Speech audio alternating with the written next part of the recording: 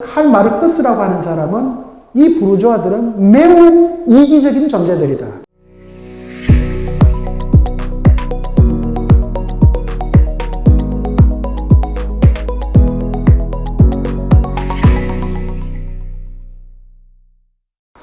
예, 저는 계명대학교의 타블라 라사라고 하는 그 단과대학입니다. 타블라 라사 칼리지에서 근무하고 있는 철학을 전공한 이재성입니다.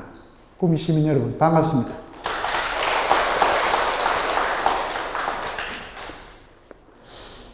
사실 제가 이 꿈이 인문도시를 기획하고 또 여러분들하고 이렇게 만나지만 직접 제가 한번 꼭 여러분들을 저도 강의를 통해서 만나야 되겠다고 생각을 했고 그 생각의 마중물이 오늘 시작되는 4개의 강좌입니다. 이것 이외에도 제가 이와 관련해서 강좌 프로그램을 갖고 있는 게 한 10개 정도 이렇게 준비가 되어 있는 게 있습니다. 뭐 이 사람들 뿐만이 아니라 최근 여러분들 우리 사회에서 논의되고 있는 대표적인 서양 사상가들 많죠. 그 중에 이제 꿈이 여러분들하고 만났을 때 이 4개의 강좌 내용과 관련된 사상가들은 한번 꼭 좀 소개를 해야 되겠다.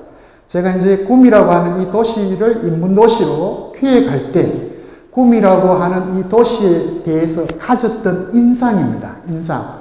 혹은 그것도 이제 저의 편견이거나 선입견이 있을 수 있죠. 그 인상을 인문학적으로 표현한다면 제가 준비한 그 사상가들 중에는 어떤 사람이 가장 맞을까 해서 이 4사람을 이제 가지고 왔습니다. 여러분한테 자료에 보시면 첫 번째가 오늘 프리드리히 니체고요. 생물 연대로 보면 가장 빠릅니다. 4사람 중에.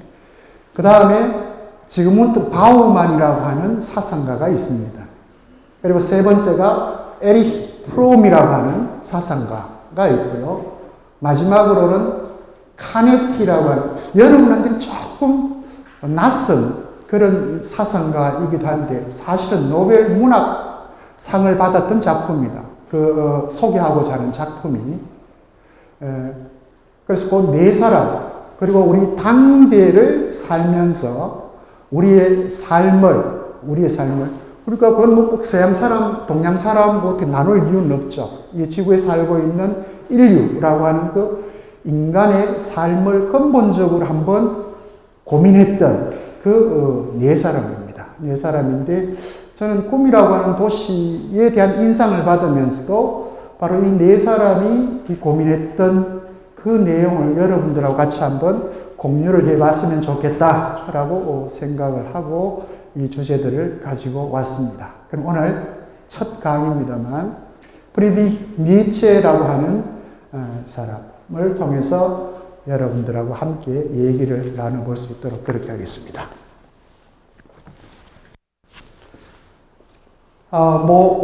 제목을 제가 삶을 창조하라 혹은 여기 사랑하라, 긍정하라 이렇게 표현했는데 니체 하면 여러분들은 중고등학교 때 배웠을 때는 생철학자, 정말 말 그대로 삶을 매우 긍정했던 그런 사상가였다라고 이렇게 아마 중고등학교 시절에 배웠고요. 또 동시에 제 연배 이상이 되는 우리 선배 세대들이 또 가장 많이 읽고 애용했던 베스트셀러 작가이기도 하고 사상가인 사람이 오늘 제가 여러분들한테 소개하려고 한 사상가이고요.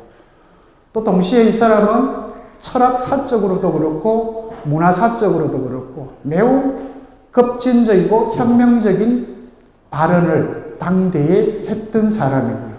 그 발언들이 21세기 초를 살아가고 있는 저희들에게 매우 큰 또 영향을 끼치고 있는 그런 사람입니다. 그래서 우리가 이 사람이 살아 생전에 어떤 고민을 했고 그것이 21세기를 살아가고 있는 지금 우리에게 삶을 사랑하고 창조하고 긍정하라고 하는 그 표현으로 남았을 때 과연 우리는 지금 이 시점 여기에서 삶을 정말 사랑하고 스스로 창조하고 자기 삶을 부정이 아닌 긍정하는 삶을 살고 있는가라고 하는 걸 한번 니체의 고민을 통해서 함께 생각해 볼 수 있도록 그렇게 하겠습니다. 예, 제가 오늘 여러분들한테 드릴 얘기는, 이날트는 이런 겁니다. 기본적으로 제가 사상가를 여러분들한테 소개할 때 가장 중요시 여기는 것 중에 하나가 바로 그 사상가의 삶과 그리고 이론적 작업이 일치하는가 아니면 분리되어 있는가입니다. 일치하는가 분리하는가. 그래서 그 사상가의 생애를 굉장히 저는 중요시합니다. 그는 항상 저 자신한테도 계속 끊임없이 물어가는 그런 물음이고요. 그래서 니체의 생애와 간단한 사상 표현합니다만 그냥 생애죠. 생애를 통해서 니체라고 하는 그 인물을 한번 간단하게 들여다보고요. 그 주 내용으로 오늘 제가 얘기하고자 하는 것은 니체의 그 많은 저작이 있습니다만 여러분들이 가장 잘 알고 있는 서구에서는 성경 다음으로 가장 서구인들에게 많이 읽히는 베스트셀러입니다. 그죠? 뭡니까? 네. 서구에서는 뭐 성경 다음으로 가장 많이 읽혔고 지금도 읽히고 있습니다. 최고의 베스트셀러. 자라투스트라는 이렇게 말했다라는 책이죠. 그죠? 자라투스트라는 이렇게 말했다. 저는 제가 강의가 끝나고 난 뒤에 집에 가서 여러분들 꼭 이 중앙도서관에서 자라투스트라는 이렇게 말했다를 빌려서 읽기를 권합니다.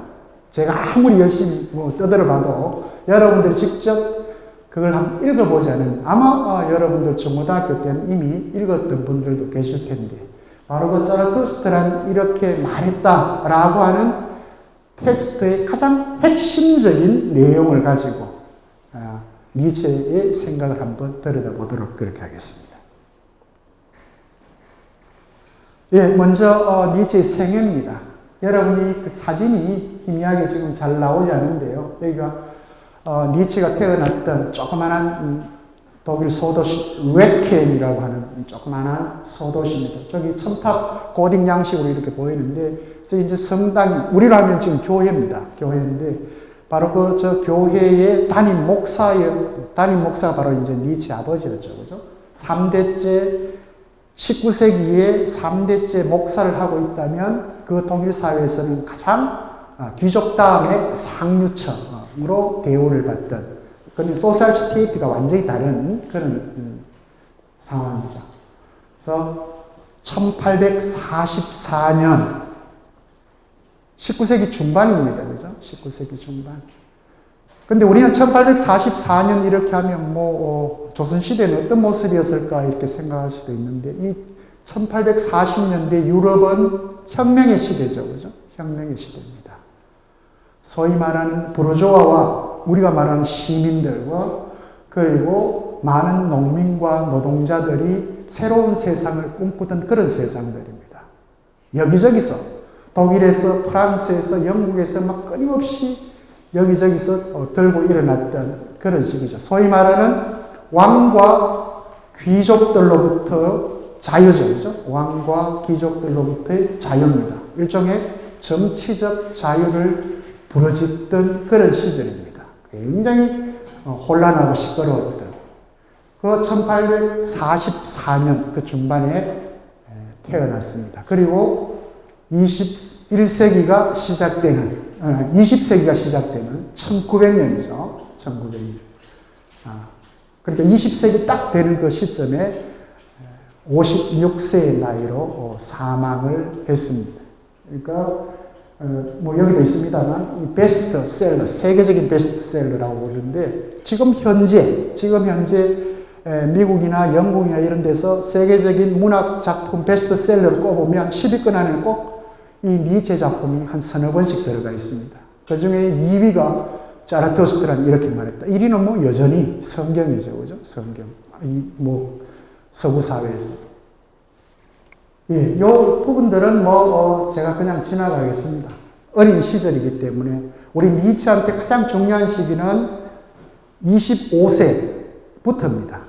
25세 이전까지는 말 그대로 언어적 능력이 탁월한 그래서 그리스와 로마어를 어릴 때부터 읽고, 자유롭게 읽고, 그리고 무엇보다도 음악적 재능이 굉장히 뛰어났던, 우리가 이제 보통 이렇게 표현하죠. 수학과 음악 영역을 잘하는 사람들은 천재적 자질을 갖고 있다 그러는데, 바로 이쪽 부분이 발달된 친구들은 대부분 요즘 신경과학에서 보면 특정한 뇌 부위가 활성화되는 친구들이죠. 그죠? 있습니다.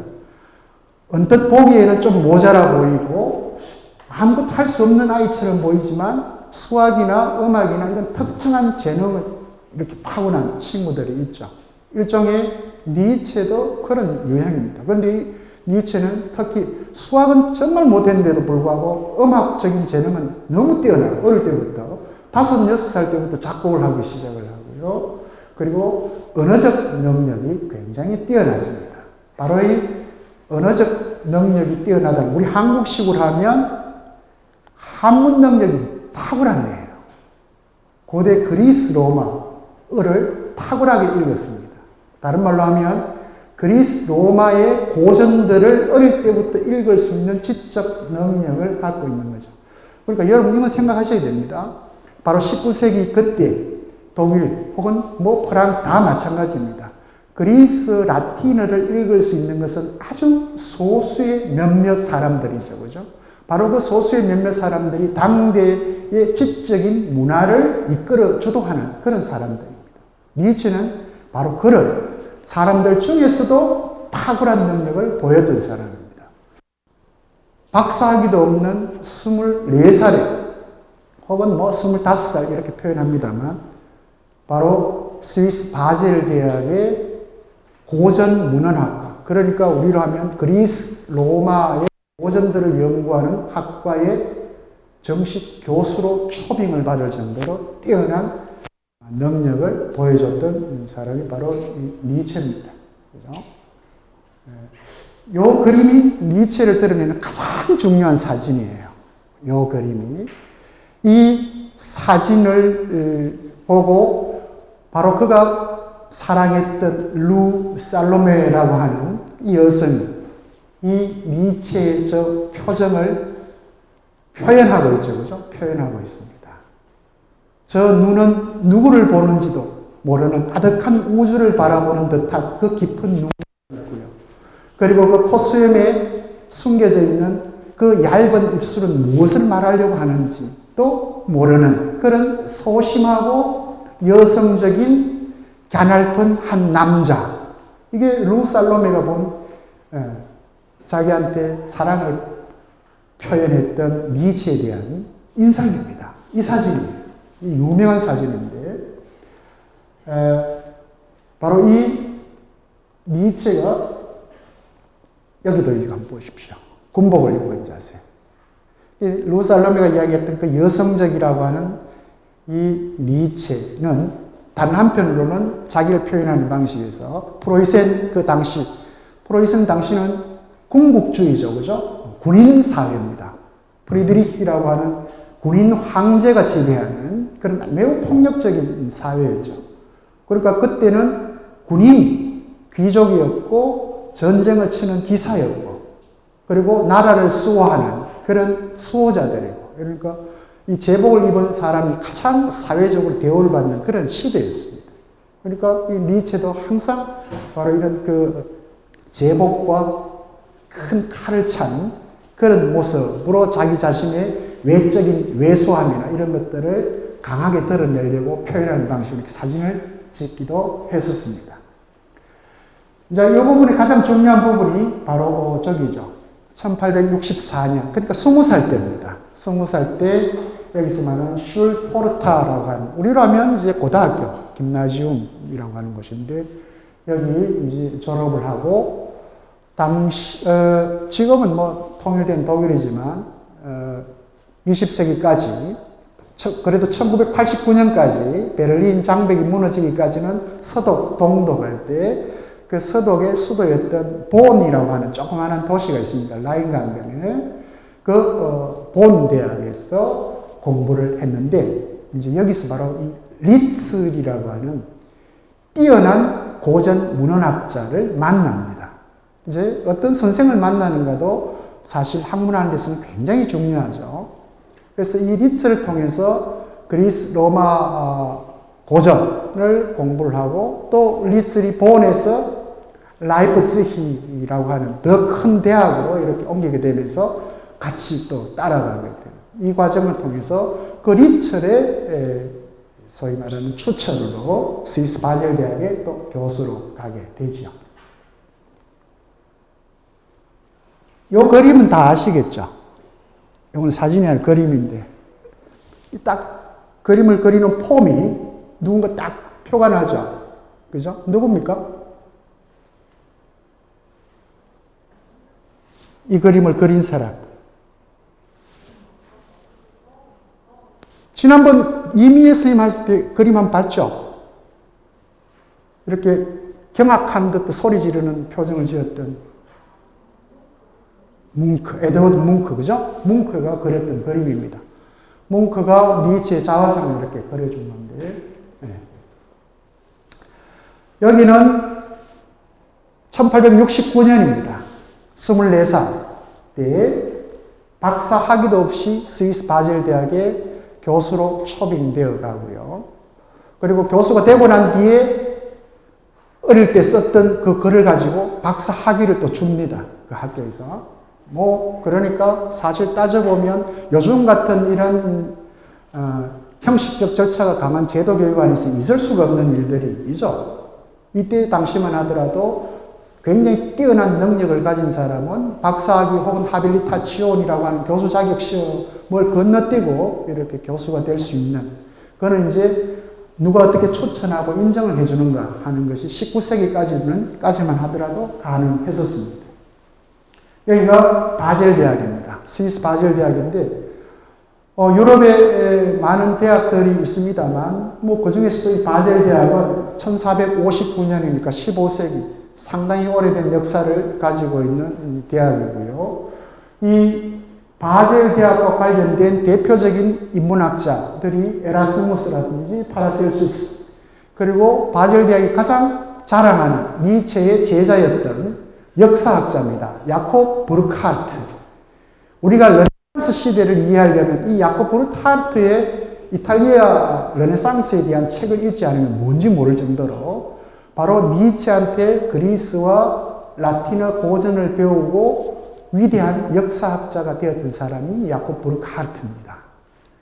그리고 니체 있고요. 얼겐 후거, 칼 융, 여러분 다 아시겠습니다. 그죠? 심리학. 칼 바르트라고 하는 언어학자 등등.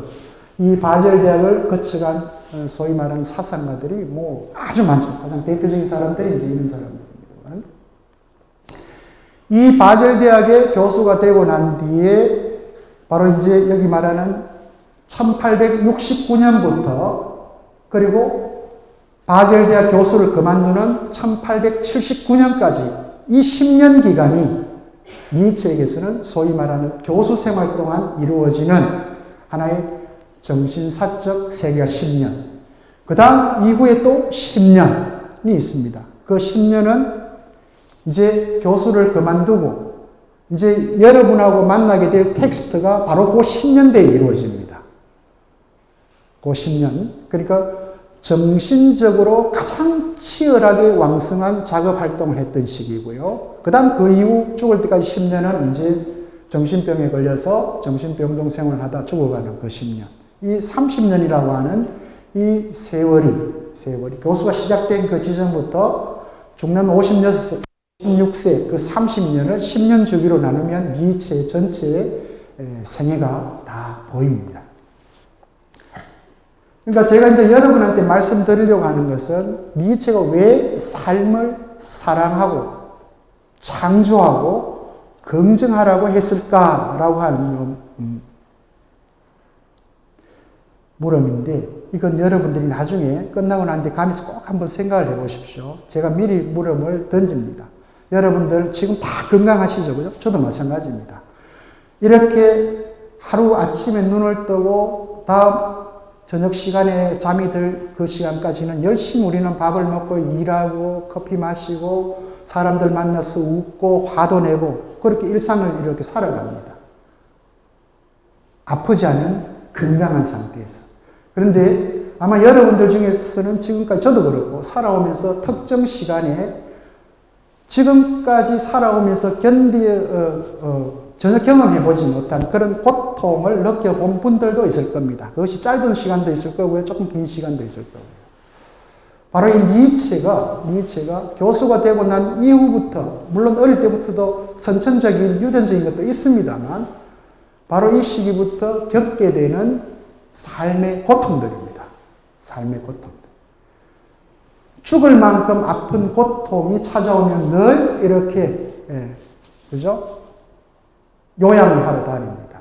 강의도 그만두고 이탈리아로 뭐 이렇게 물 좋고 공기 좋은 곳으로 요양을 하러 다니죠. 온 몸이 우리 요즘 하는 말로 종합병원일 정도로 안 아픈 곳이 없는. 그 중에 가장 심각한 게 바로 이제 편두통이죠. 그죠? 두통. 이 지적 능력이 좀 뛰어나고 스트레스를 많이 받는 사람들이 많이 겪게 되는 게 바로 이 편두통이죠. 당시로서는 뭐 어떤 약이 없으니까 늘 쉬는 걸로 이렇게 스트레스를 덜 받는 방식으로 그때그때 거쳐가는데, 니체의 작품을 읽어보면 끊임없는 자기 삶의 고통과 싸우면서 그 고통에서 회복되는 특정 그 순간에 대한 희열을 그대로 표현하고 있습니다. 모든 작품에서. 특히 자라투스트라는 이렇게 말했다 해서 가장 강력하게 그 자기의 내면적인 고백들을 표현해내고 있죠. 그죠? 표현해내고 있는데, 그러니까 니체에게 삶이라고 하는 것은 절대 부정해서도 안 됩니다. 자기한테 주어진 그 고통이라고 하는 걸 사랑하고 그것을 통해서 새로운 것을 창조하고 긍정하라고. 그러니까 제가 제목을 달았던 것은 바로 니체의 삶이 그런 모습이었다는 거고요. 그게 우리한테 뭘 던져주는가 하는 얘기를 자라투스트라는 이렇게 말했다를 통해서 여러분에게 말씀을 드리려고 합니다. 그리고 이 그림 한번 보십시오.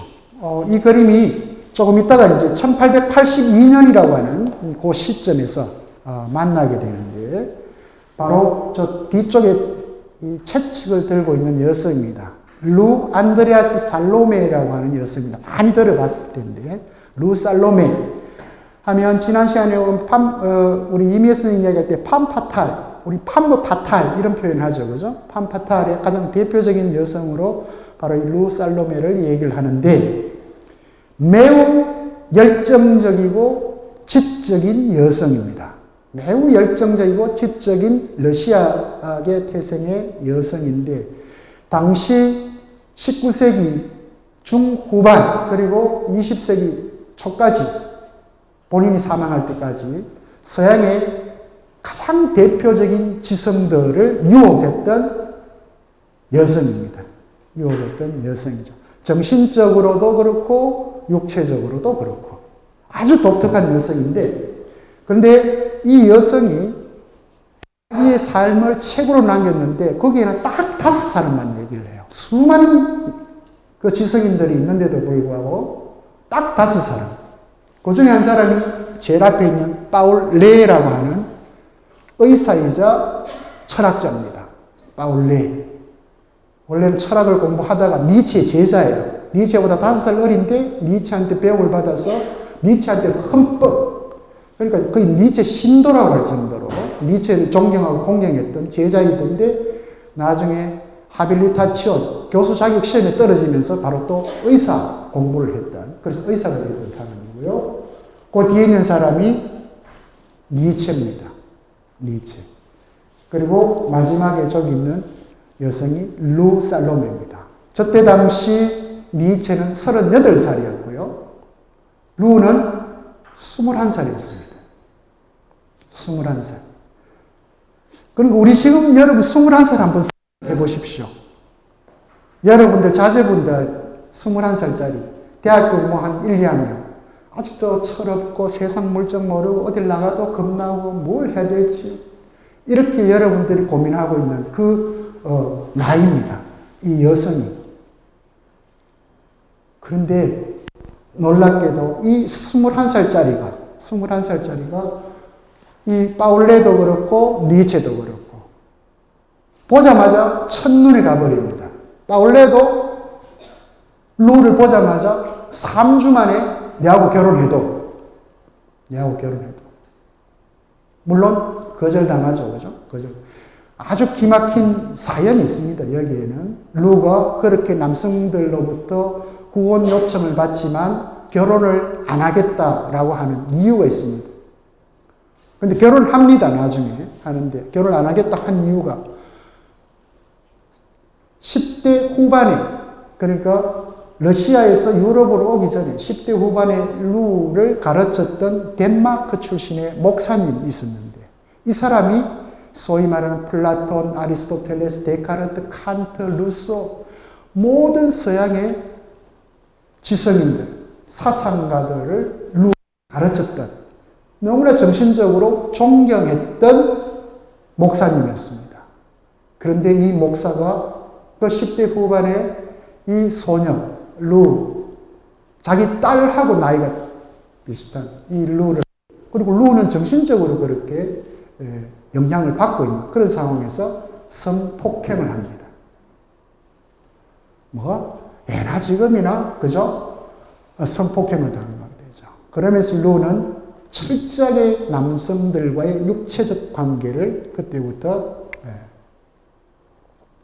거부하게 됩니다. 요즘으로 하면 정신분석학에서는 나중에 정신분석학자가 루가 되는 이유도 바로 거기에 있죠. 그죠? 프로이트를 만나면서 바로 심각한 그 자체의 문제가 있죠. 그래서 그렇게 트라우마를 겪고 난 이후에는 어떤 매력적인 남자들이 자기한테 접근을 하더라도 결혼은 안 돼. 육체적 관계는 안 돼. 먼저 딱 선을 해버립니다. 그러니까 남자들은 더, 그죠? 매달리는 거죠. 심지어 뭐 자살하는 친구들도 정신분석학자, 의사들 중에는 몇몇 있었고요. 자기가 결국 결혼할 수밖에 없었던 칼 안드레아스라고 하는 그 독일의, 우리라면 터키어과 교수니까 동양 문헌학 교수였던 안드레아스는 자기 가슴에 칼을 찌르면서 결혼하려 좀 죽겠다고. 단 조건이 절대 섹스는 안 한다. 이 조건 달고 결혼을 하고, 실제 한 번도 둘이는 결혼 45년 생활을 하면서도 섹스가 없는 상태에서. 그러면서도 루는 그 결혼 45년 관계에서도 또 다른 지성인들과, 아까 얘기했던 야콥 부르카르트라든지 프로이트라든지 융이라든지 테니스, 여러분 사회학자 유명한 테니스라든지, 또 여러분 가장 잘 알고 있는 라이너 마리아 릴케라고 하는 시인까지 등등등 뭐 수많은 남성들로부터 그런 정신적인 혹은 육체적인 그런 유혹을 받았다. 그런 인물이 바로 이 루인데, 이 21살 나이에 얼마나 니체하고 레에 빠졌으면 성삼위일체라고 하는 표현을 쓰면서, 성신과 성자와 그 성삼위일체라는 표현을 쓰면서 자기 세 사람은 함께 살자 이렇게 된 거예요. 함께 살자. 일종의 요즘 말하는 동거 개념입니다. 그리고 집에다가 침대를 2개 두고 어느 침대에 왔다 갔다 해야 되는지 이런 것까지 생각을 루는 다 해놓고 이미. 그러나 이 레와 니체는 동상이몽이죠. 그죠? 루와는 전혀 다른 생각을 갖고 있습니다. 서로 한 사람을 배제하고 내가 이 여성과 결혼해야 되겠다라고 생각하는 그런 관계였죠. 예. 이건 뭐 파격적이죠. 그죠? 21세기 지금 보더라도 굉장히 파격적입니다. 이때 동거할 때입니다. 함께 같이 살 때. 그리고 이 과정에서 이 철학적 논의를 했고요. 그리고 실제 니체 사상에 엄청난 영향을 끼쳤던 사람이 바로 이 루와 그리고 레입니다. 바로 레. 이 두 사람. 우리는 뭐 니체 스스로 모든 것들을 생산해낸 지적 능력을 가진 사람으로 생각을 하지만 아닙니다. 이 시기에 이 니체에게 지적으로 엄청난 영향을 줬던 사람들이 밤을 새면서 이렇게 동거하는 과정에서 짧은 그 시간에 밤을 새면서 서로 토론하고 대화했던 그 내용들이 니체 책에 그대로 쓰여지는 거죠. 여기입니다. 뭐 영화에서도 많이 들어봤고 또 여러분들도 많이 써먹는 용어죠. 그죠? 예.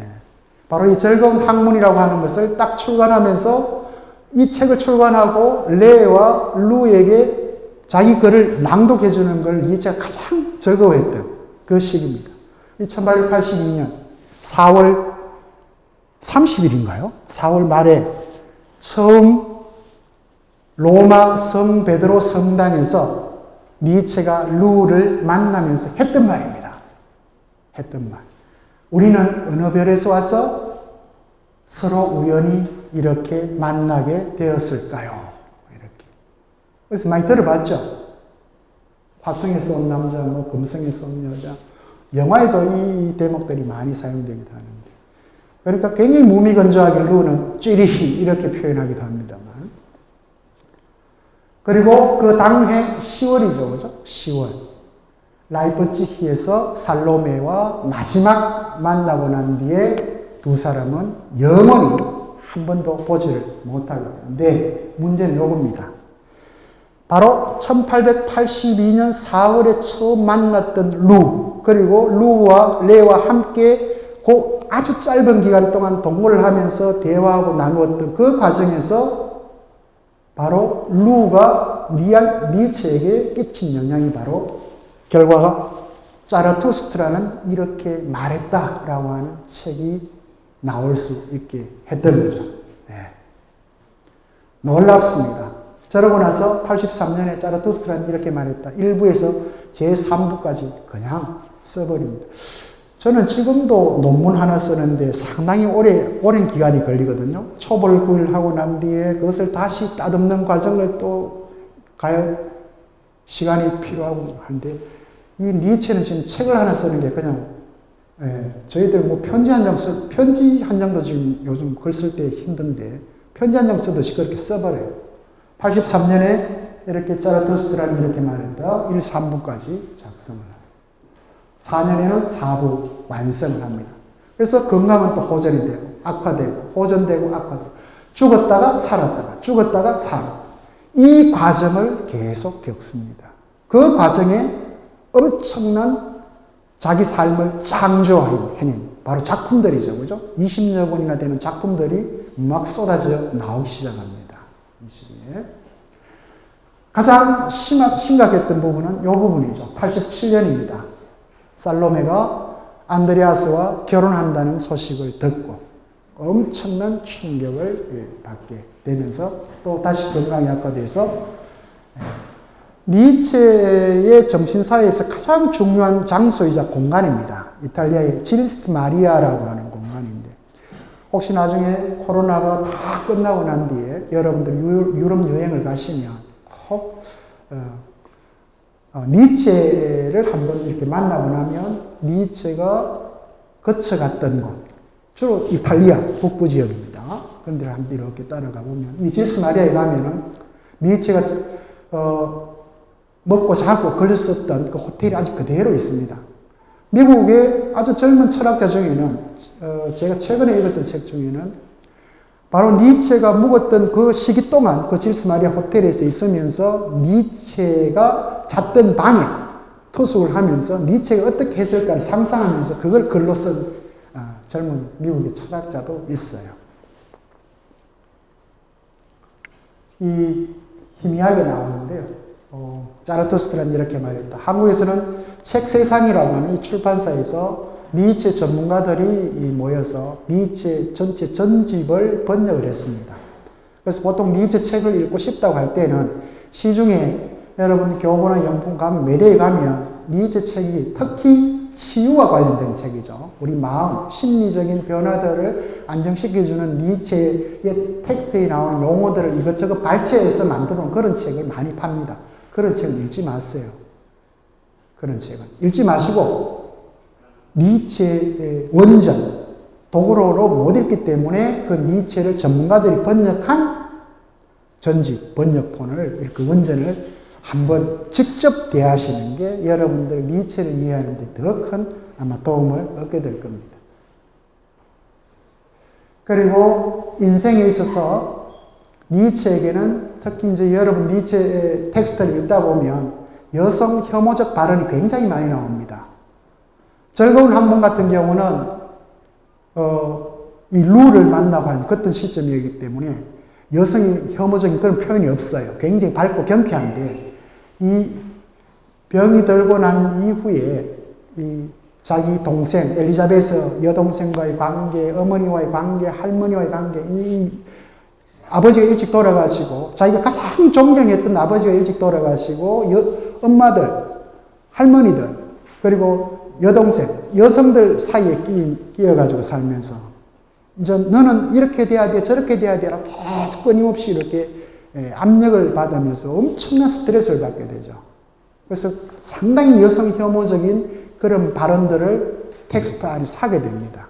그럼에도 불구하고 어떻게 보면 니체 생에서 가장 큰 또 영향을 끼쳤던 사람이었던 어머니가 바로 이제 1897년에 이렇게 또 사망을 하게 되죠. 니체 생에서 사상과 연관해서 꼭 해야 될 것 바로 이제 이 부분입니다. 이건 뭐 여러분들이 다 아시는 거죠. Der Gott ist tot라고 하는 이 말입니다. 신은 죽었다. 서양 2000년 전체 철학 사상 안에서 신을 죽인 건 처음이자 지금 마지막이죠. 그죠? 처음이자 마지막인데 지금 현대에 와서 마지막으로 또 신의 죽음을 또 이렇게 확신한 사람이 리처드 도킨스라고 하는 이기적 유전자를 썼던 진화 생물학자입니다. 과학자니까 뭐 그렇다 치고 이제 일종의 도킨스는 확신범이죠, 그죠? 과학적으로 완전 신을 죽여버리는데 그러나 전체 그리스도교, 기독교 역사 안에서 서구 문명을 완전히 이렇게 망치로 두드려 부수고 절단낸 사상가는 바로 이 니체, 신은 죽었다라고 하는 이 표현이죠. 그러면서 니체는 전혀 다른 형태의 신을 만들어냅니다. 그게 바로 자라토스트라죠. 그죠? 자라토스트라. 거기에는 위버 맨시라고 하는, 우리는 초인 이렇게 번역을 합니다만 지금은 초인으로 번역하지 않습니다. 여기 초라고 하는 것이 넘어선다는 말, 벗어난다는, 인간을 넘어선 존재이기 때문에 그건 신이나 다름없잖아요. 그러나 니체는 뭐 나중에 얘기를 하겠습니다만 그런 의미에서의 초인을 얘기하지 않죠. 그래서 한국에서는 한국어로 마땅히 번역할 수 없기 때문에 지금까지 일본 사람들이 번역했던 초인을 따라서 했습니다만 이 전문가들은 그냥 그대로 업력했습니다. 위버 맨시, 독일말을 그대로 해서 위버 맨시. 위버라고 하는 이 전치사가 사실은 뭘 이렇게 넘어선다는 말이죠. 그러니까 우리가 말하는 일반적인 인간이 아닌 좀 탁월한 능력을 가진 인간, 이런 의미입니다. 신이 아니고 위버라고 하는 표현. 그래서 어쨌든 니체는 바로 이렇게 신은 죽었다라고 하는 이 한마디로 서양 문명사를 완전히 끝장내는 그런 표현을 했던 사람입니다. 바로 이 신은 죽었다라고 하는 표현은 두 가지의 아주 핵심적인 사건인데요. 하나는 문화사적 사건이고요. 하나는 철학사적 사건입니다.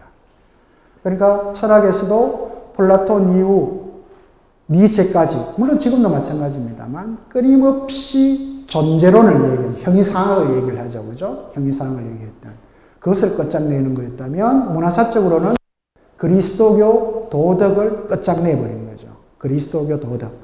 도둑질하지 마라, 살인하지 마라, 간음하지 마라 등등으로 해서 성경 구절구절 해놓고 인간에게 거기에 따르라라고 이렇게 강제하고 억압했던 그 구조가 기독교의 도덕률이었다면 그걸 이제 끝장내버린 게 바로 이 신은 죽었다라고 하는 표현이었죠.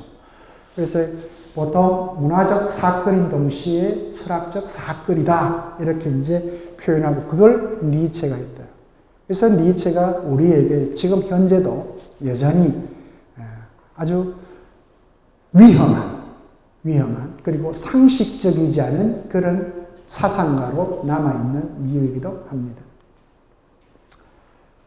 그래서 아까 말씀드렸던 것처럼 교수직을 그만둔 그 이후 20년 죽을 때까지 무려 22권이 넘는 책을 썼고요. 20년 동안에. 그러니까 평균적으로 1년 한 권 이상 썼다는 거죠. 1년 한 권 이상. 모두 문학적인 뭐 엄청난 베스트셀러입니다. 엄청난 베스트셀러. 광채를 발휘했고요. 그리고 무엇보다도 급진적이고 도발적이라고 하는 것. 다른 말로 하면 당대 시대에서는 도저히 받아들일 수 없는 그런 주장들이죠. 그러니까 니체의 주장은 니체의 그 시대에는 받아들여질 수 없는. 오죽했으면 내가 죽고 난 뒤 100년은 지나야 아마도 나의 생각을 이해할 것이다. 그게 20세기 후반입니다. 20세기 후반 서구에서. 지금은 바로 그 20세기 후반에서 니체 해석이 되고 난 이후에 그 아류들이 이제 포스트 모던이라는 이름으로 지금도 전 세계에 하나의 사상적 조류를 형성하고 있고요. 그걸 일괄적으로 표현하면 여전히 지금은 니체의 바운더리 안에서 사상계가 움직이고 있다. 이제는 철학뿐만이 아니고 모든 문화 비평, 영화, 모든 부분에 니체의 사유라고 하는 그 사상적 틀의 가시권 안에 들어있다 생각을 해도 될 것 같습니다. 1900년 8월 25일 날, 12시경에 56세의 나이로 사망을 했습니다. 자, 지금부터 그러면 제가 오늘 니체의 신은 죽었다라고 하는 이 표현. 물론 이 표현은 자라투스트라는 이렇게 말했다 해서 한 게 아니죠. 그죠? 그 전 작품에서 이미 이 표현을 하고 있는데 바로 이 신의 죽음을 딛고 우뚝 선 위버 메인시라고 하는 니체는 바로 2000년 그리스도교의 도덕률과 플라톤 이후의 그 형이상학적 존재론들, 소위 말하는 이성 중심의 인간은 바로 이성이라고 하는 독특한 능력을 갖고 있기 때문에 다른 어떤 생명 있는 것들보다도 우월하고 뛰어난 존재다라고 하는 그 믿음, 확신들을 깨버린 이 니체. 니체는 과연 자라투스트라는 이렇게 말했다를 통해서 뭘 이야기하려고 하는가 이거죠. 그래서 서양 철학사 전체에서 보면 프리드리히 니체는 아직도 사실은 철학사 안에 이런 사람이야 라고 자리매김되어 있지는 않습니다. 여전히 지금도 계속 니체 사상은 운동 중입니다. 움직이고 있죠. 그죠? 아직 무엇이다라고 자리매김되어 있지 않습니다. 그래서 니체만큼 이런 뜨거운 영혼은 흔치 않다. 이렇게 한마디로 표현하면 니체의 이전과 이후, 우리는 요즘 코로나 이전과 이후 이렇게 표현하잖아요. 그죠? 코로나 이전과 이후. 그래서 이미 우리는 이 사상계 전반에서도 이전과 이후를 가지고 사회학적으로, 정치학적으로, 철학적으로 지금 논의를 막 하고 있습니다. 철학사 안에서도 마찬가지입니다. 니체 이전과 이후가 되는 거죠. 그러니까 니체 이전은 늘 신과 인간이라고 하는 이 두 개, 혹은 정신과 육체라고 하는 이런 이원론, 이분법이 주로 기본적으로 주류를 이루어왔다면 바로 니체는 바로 그런 이분법적인 사고의 방식들을 부숴버렸죠. 자기가 그래서 망치를 든 철학자다라고 표현했던 이유가 바로 거기에 있는데, 그래서 이전의 철학자와는 전혀 다른 그런 사람이에요. 그래서 제가 생각해도 여러분들이 직접 니체 책을 읽었을 때, 제 얘기를 듣기보다는 직접 읽었을 때, 그 읽지 않았을 때 하고 엄청난 차이가 있다는 걸 여러분 스스로 아마 느낄 수 있을 겁니다. 이건 뭐 이리 어려워. 너무 언유적인데, 이런 속담 비슷한 말들, 이거 어디서 나온 거지? 이렇게 여러분들이 생각할 게 아니라는 거죠. 그냥 메타포로 읽혀지는 것이 아니라, 여러분들의 생각을, 사유를, 여러분들이 믿고 있는 것들을, 여러분들이 확신하고 있는 것들을 흔들어버리는 힘이 바로 이 니체의 텍스트 안에 있습니다. 그래서 특히 이 자라투스트라는 이렇게 말했다라고 하는 걸 읽다 보면 도대체 내가 왜 사는 거지? 왜에서 이제 어떻게까지 이제 그 물음들이 이제 확장되는 걸 실제 여러분들이 아마 느낄 수 있을 겁니다. 저는 장담합니다. 한번 읽어보시면. 그래서 자라토스트라를 원래는 자라투스트라죠, 그죠? 자라투스트라. 뭐 여러분도 아시겠습니다만 자라투스트라 조로아스터교 여러분 들어보셨을 겁니다. 조로아스터교. 중동 지역에는 이 유대교 혹은 그 이후의 기독교, 그리스도교 이전에 가장 우리 인류사에서 오래된 일신교가 바로 이 조로아스터교죠, 그죠? 그 유대교라든지 그리스도교는 전부 이 조로아스터교의 이 자라투스트라라고 하는 예언자의 영향을 받고 쓰여진 종교들입니다. 그러니까 바로 그 페르시아, 지금 이란 땅에 있었던 그 자라투스트라를 독일식 음력으로 해서 차라투스트라 이렇게 이제 번역을 했죠. 그래서 이 자라투스트라는 이렇게 말했다 이 자라투스트라하고 그 조로아스터교의 자라투스트라는 성격이 전혀 다릅니다. 그건 여러분들이 염두에 두시면 됩니다. 다만 차용을 한 거죠, 니체가. 그래서 이 자라투스트라를 주인공 삼아 문학 형식을 띠고 철학을, 사상을 표현한 것이 바로 이 텍스트입니다. 첫 시작 지점이 이렇게 되죠, 그죠? 석쇠에서 벗어나 산에서 올라가 홀로 고독을 즐기던 자라투스트라가 어느 날 갑자기 문득 인간들이 살고 있는 세상이 궁금해진 거예요. 어느 날 갑자기. 그럼 여러분들 그 자라투스트라는 첫 장면을 한번 보시면 됩니다. 산에서. 어느 날 자기가 가지고 있는 그 지혜를 자신이 세상에 살고 있는 이 사람들하고 나누고 싶어져가지고 내려오게 됩니다.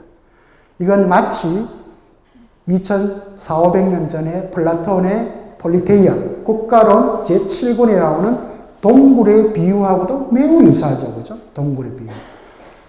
그 동굴이라고 하는, 여러분 뭐 동굴 들어가 보셨으면 알겠습니다. 불빛이 없으면 그 깊은 동굴 속은 깜깜하죠. 그죠? 그 깜깜한 곳이 사실은 현실이라고 생각을 할 수밖에 없죠. 불빛이 없기 때문에 보이지 않으니까. 그러니까 니체가, 플라톤이 동굴에 비해서 이야기했던 것은 우리 세상의 사람들은 바로 그 깜깜한 동굴의 벽면만 쳐다보고 그것이 진리라고 생각을 하면서 살아가고 있다는 거죠. 그게 참이다라고만. 그러나 그 동굴 바깥에, 그죠? 빛이 들어오는 것. 그 빛을 보게 되면 세상이 어떻다라는 알 텐데 그걸 보지 못하는 사람들은 바로 동굴의 깜깜한 곳이 바로 진짜 세계다라고 믿고 있다는 거죠. 그러나 그 동굴 바깥에 그 빛을 보고 있는 사람, 물론 플라톤은 그걸 철학자라고 했습니다. 아주 소수의 혹은 한 명의 뛰어난 철학자라고 이야기했죠. 바로 그 비유하고 비슷하게 자라투스트라 혼자서 세상의 지혜를 가지고 있다가 그 지혜를 이 세 속에 살고 있는 사람들과 나누고 싶어서 이렇게 훌쩍 내려옵니다. 그걸 몰락이라고 이야기합니다. 표현을 운트가항이라고 그래요. 바로 저쪽 세계에서, 지혜의 세계에서 바로 이 세속에, 이런 세계로 내려오는 상태를 이제 하강, 몰락이라고 그렇게 표현하죠. 몰락하고자 10년 만에 산에서 내려와 사람들을 만나 이야기를 나누다가 이 세속에 있는 사람들이 신이 죽었다라고 하는 것을 모르고 있는 것을 보고 한탄을 하게 되죠. 마치 동굴 속에 까만 벽면만을 보고 진리다라고 하는 생각하는 사람들하고 별 차이가 없는 메타포가 여기 있는 거죠. 그죠? 신이 죽었다는 사실 전혀 모르고 끊임없이 신을 갈구하고 구원을, 그죠? 요청하는 그런 세상 사람들을 이제 보게 되는 거죠. 이건 텍스트 안에 있는 내용입니다. 제가 한번 읽어보겠습니다. 홀로 남게 되자 자라투스트라는 마음속으로 이제 이렇게 말합니다. 어찌 이런 일이 있을 수 있단 말인가? 어찌? 저 넓은 성자는, 여기서 말하는 넓은 성자는 그 세속에서 뛰어난 사람이죠. 그죠? 그 사람이 선임일 수도 있고, 뭐, 신부님일 수도 있고, 목사님일 수도 있고, 뭐, 교수도일 수도 있고, 뭐, 세속에서 그나마 자기가 똑똑하다고 생각하는 사람. 저 넓은 성자는 숲속에 살고 있어서 신이 죽었다는 소문을 듣지 못했단 말인가? 라고 이렇게 속으로 말을 합니다. 다 아시겠지만 중세 유럽, 물론 근대까지 마찬가지입니다. 근대까지. 적어도 유럽 근대 사회에서 세속화되기 이전까지 유럽인들에게 신은 늘 외부의 그 어떤 곳이죠. 그죠? 외부의 그 어떤 곳. 절대적인 존재입니다. 외부에 있는. 내부에 인간 안에 있지 않습니다. 인간 안에 있다고 주장했던 게 바로 누굽니까? 외부에 있는 게 아니고 루터죠. 그죠? 루터의 종교개혁이 이겁니다. 인간이 내면 속에 있다. 그러니까 성경만 읽으면 된다. 그러나 루터가 종교개혁을 하기 전까지도 그리스 이 서구인들에게는 신은 절대적인 외부에 존재하는, 그죠? 그래서 그 외부에서 우리 피조물들을 창조하고 구원을 해주는 존재, 이렇게 되었던 거죠. 그러니까 죽으면 당연히 신의 심판을 받는다. 그러니까 신의 심판을 제대로 받으려면 세속에 살 때 신의 뜻에 따라서 열심히 살아야 된다. 이렇게 믿고 그것만이 나의 삶을 보증한다라고 생각했던 시대였죠. 그죠? 시대였다. 그러나 근대 이후에 소위 말하는 인간의 이성을 절대시하는 계몽주의가 등장하고 소위 말하는 과학혁명을 통해서 과학이 등장하면서 신에 대한 믿음이 서구 사회에서도 무너지기 시작을 했죠. 그게 절대적으로 거의 무너진 게 바로 19세기입니다. 유럽에서는. 19세기. 그래서 이 과학과 학문의 진보와 더불어서 소위 말하는 계몽됨이라고 하는 것은 미성숙, 다른 말로 하면 절대적 권위로서의 신이 있다라고 그걸 믿고만 있는 이 미성숙의 단계에서 거기에 대해서 의심하고 회의하는 단계, 인간의 이성을 통해서 의심하고 회의하는 단계를 성숙의 단계, 이렇게 그걸 계몽이라고 표현했죠. 그죠? 아브클레론이라고 이렇게 표현을 했습니다. 그래서 근대 유럽인들은 이 종교개혁과 그리고 종교전쟁을 치르는 그 과정에서 바로 이 그리스도교의 신을, 바로 그리스도죠. 그죠? 그리스도. 그러니까 우리 한국에서는 여전히 이제 기독교 이런 표현을 쓰는데 정확한 표현은 그리스도교입니다. 그리스도라고 하는 히라버, 고대 그리스가 구세주란 말이죠. 그죠? 구세주. 그러니까 우리 한국식으로 하면 기독교가 아니고 구세주교죠. 그래서 구원파 이런 게 나왔죠. 그죠? 섹트, 구원파, 한국에서는 이런 게 나왔는데. 어쨌든, 그리스도교의 이 그리스도라고 하는 신을 불신하게 되고요. 바로 그러한 유럽의 전체적인 분위기 안에서 어떤 누구도 말을 하지 못했던, 꺼내지 못했던, 침묵했던 그 시점에 니체는 신은 죽었다. 이거 라디칼리즘이라고 하는 표현이 그런 겁니다. 도발적이고 급진적이다. 어떤 누구도 말을 할 수 없는, 말을 하면 적어도 중세는 화형에 처해지거나 이 시기면 하더라도 모든 사회적인 관계에서 배제가 되는 그런 세상이었는데도 불구하고 신은 죽었다. 표현을 해버렸죠. 그래서 자라투스트는 이렇게 말했다. 여기 전에 너무나 인간적인, 이 표현도 여러분들 많이 비유적으로 사용이 되죠. 그죠? 너무나 인간적인 이라고 하는 텍스트에서 바로 이 형무소, 교도소의 간수, 그러니까 그리스도교의 그 신을 바로 이 교도소 형무소의 간수에 빗대가지고 신은 죽었다라고 하는 표현을 썼습니다. 그래서 인간을 감시하던 이 간수가 죽자, 그죠? 하나님. 그 다음 그 하나님 아들 예수님이죠. 그죠? 간수의 아들에 대한 믿음이 사라지게 됐다. 그렇게 표현을 하기도 했습니다. 그래서 오랜 세월 이 인간이 믿어왔던, 2000년이 넘는 동안 믿어왔던 이 신은 인간을 노려보고 벌 주는, 그러니까 사실 그리스도교의 구원의 과정은 다른 말로 하면 징벌이죠. 그죠? 벌입니다. 벌. 니체는 그렇게 그리스도교의 도덕관을 해석을 했던 거죠. 해석을 했는데. 보여주는 간수에 지나지 않았는데, 바로 이걸 나중에 니체의 제자뻘쯤 되는 미셸 푸코와 같은 사람, 20세기 들어와서 감시와 처벌이라고 하는 책을 통해서 소위 말하는 현대사회에서의 학교나 군대나 교도소나 다 똑같다. 다 똑같다. 다 규율을 통해서 처벌하고 감시하고 처벌하는 다 똑같다.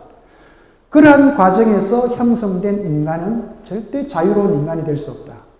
다 노예적 인간이다. 라고 표현을 해버리죠. 그죠? 표현을 해버려. 20세기 후반에. 그죠? 20세기 후반에. 그러니까 바로 이제 이 이야기입니다. 간수의 아들이 자기를 믿어야, 나를 믿어라. 나를 믿으면 너희들은 구원을 받을 것이다. 라고 이렇게 소리쳐도 이제 사람들은 이제 콧방귀를 끼는 그런 상황이 됐다. 인간적인, 너무나 인간적인 해서 그렇게 도발적이고 급진적인 발언을 또 했죠. 그래서 이 오랜 세월 인간이 믿었던 이 신은 인간을 노려보고 벌주는 간수 수준에 지나지 않고요. 그런 의미에서 이제 우리를 구원할 신은 없다라고 생각을 하게 됐다는 게 이제 니체의 생각입니다. 그래서 실제 들여다보면 인간은 오랜 그 2000년의 역사 동안, 우리 동양도 그렇게 그런 의미에서는 큰 차이는 없을 것 같아요. 삶의 고통과 그 팍팍함이야말로 지금 현재도 여전히 우리의 삶은 그 과정 안에 있는 거고요. 그러다 보니까 바로 지금 여기라고 하는 이 시간과 공간, 여기가 아닌 어떤 영원한 초월의 세계가 있을 거다라고 이렇게 상정을 할 수밖에 없었고요. 그게 지난 2000년이 넘는 동안 서구를 지배했던 그리스도교 문명이었습니다. 그래서 바로 내 옆에 있는, 그죠? 바이지입니다. 그죠? 바이지. 바로 내 옆에 있는 인간을 믿기보다는 내 눈에 보이지 않는, 내가 직접 경험할 수 없는 그런 피안의 신을 오랫동안 믿어왔던 거죠. 그래서 이 죽음 이후를 걱정하면서 지상의 욕망을 현실에서 못 푸니까 저 외부에서 천상에서 해결하려고 했던 거죠. 그래서 우리한테 정말 중요한 부분은 바로 이겁니다. 우리 스스로, 자기 스스로의 힘으로 걸어야 되는데 항상 외부의 어떤 힘을 빌려서 걷겠다고 하는 것. 이게 이제 니체 입장에서 보면 심각한 문제라는 거죠. 그래서 이 허리를 꽂혀 세워 걷지 않으면 의지하려는 약한 마음에 사로잡히게 된다. 이걸 니체 시대 때는 우리는 지금은 시민이라고 표현합니다. 그죠? 시민이라고 표현하지만 니체 시대 때는 부르주아라고 그랬습니다. 부르주아지라고 그랬죠. 그죠? 부르주아지. 시민 계급이라고 표현했습니다. 소위 말하는 왕과 귀족이 아닌 자유인들. 돈 있고, 그리고 권력을 가진 자들. 그럼 요즘 사회에서 보면 전문가들이죠. 엘리트들. 이런 사람들입니다. 이런 사람들이 부르주아죠. 그죠? 부르주아. 이 부르주아를 니체보다 조금 이전에 살았던 칼 마르크스라고 하는 사람은 이 부르주아들은 매우 이기적인 존재들이다. 이렇게 표현했죠. 그죠? 이기적인 존재들이다. 자기밖에 모른다. 그런데 니체는 이렇게 이야기합니다. 이 부르주아들은 매우 소심하고 비천한 동물이다. 매우 소심하고 비천한 동물이다. 그렇기 때문에 매우 소심하고 비천하기 때문에 조그마한 권력 앞에서도 비굴하게 순응하면서 살아가는 존재들이다. 이렇게 표현을 했습니다. 니체는. 그래서 그런 사람들은 자신의 힘으로 똑바로 서서 걸어갈 수 있는 힘을 갖지 못한 사람들이다. 그래서 항상 야, 니하고 내하고 남이가 니 우리 학교 같이 안 나왔나? 니 우리 동네 아이가? 고향도 같고 끊임없이 누구로부터 의지하려고 하는 그런 약한 마음에 사로잡히게 된다. 니체가 얘기했습니다. 이 19세기 중반에 1883년, 4년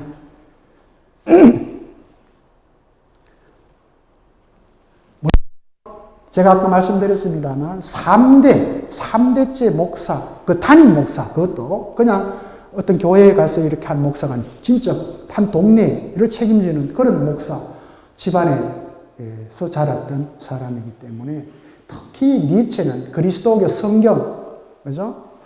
거의 다 외우다시피 할 정도로 뛰어난 언어적 감각 능력을 갖고 있기 때문에 이 니체가 그리스도교를 그렇게 공격할 수 있었던 이유도 어떤 누구보다도 그리스도교의 바이블이죠. 성경. 그러니까 그리스도교를 지탱하고 있는 그 원전 텍스트를 다 꿰뚫고 있었던 거죠. 어릴 때부터. 그 뛰어난 능력을 갖고 있었던 거죠.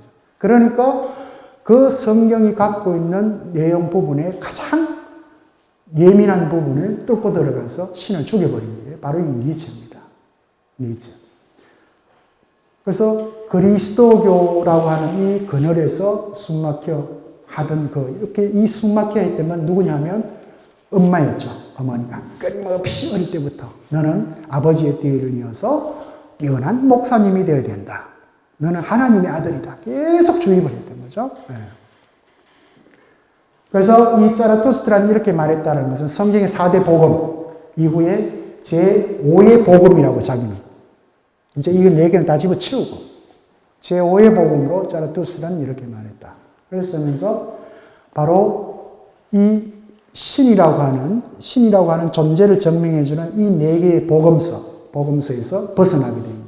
그래서 수많은 사람들이 이후에 니체를 뒤따라 이 그리스도교를 위법한 겁니다. 넘어섭니다. 그리스도교를 버리고 무신론으로 돌아가게 되죠. 그러니까 19세기 후반부터 20세기 초에 서구 유럽 사회에서 가장 많은 무신론자들이 등장하게 되고 제가 유학 같은 90년대만 하더라도 90년대 초만 하더라도 그 많은 독일의 그 교회 성당 안에 보면 그 넓은 성당 안에도 할머니 한두 명이 이렇게 앉아 있습니다. 젊은 애들은 다 자기가 크리스찬이라고 이야기를 하지만 교회고 성당에 안 가요. 문화라는 거죠, 자기들한테는. 그건 문화이지, 내가 꼭 내가 믿는다고 또 가야 된다는 이유도 없다라고 하는 거고요. 그러니까 한국에서 우리들이 경험하는 그리스도교 종교와는 전혀 다른 방식, 이게 그들의 문화로 이제 남아있는 게 바로 이제 이 그리스도교가 지금 되어 있고요. 이제 결국은 바로 이 기둥이 흔들리면 건물이 지탱할 수 없는 것처럼, 그죠? 바로 신에 대한 믿음이 사라지자 사람들은 이제 급격하게 불안해지는 거죠. 이 불안 개념을 나중에 철학적으로 딱 가져가가지고 제대로 써먹은 사람이 바로 마틴 하이데거 같은 사람이 자이논 짜이트라고 하는, 그죠? 1927년에 그 책을 하나 내가 세계적인 대스타가 되죠. 바로 이 니체의 자장 안에서 혹은 니체를 가장 잘 해석했던 하이데거였기 때문에 가능했던 겁니다.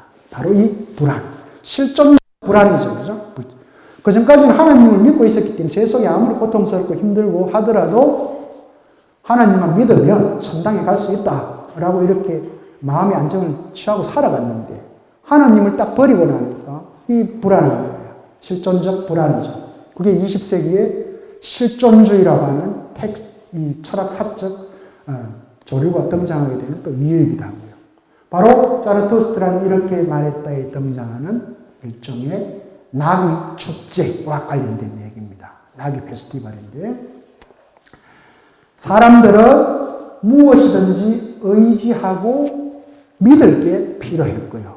이 불안한 사람들은 그것이 신이든 나귀이든 믿으면 잠깐이라도 위안을 받더라.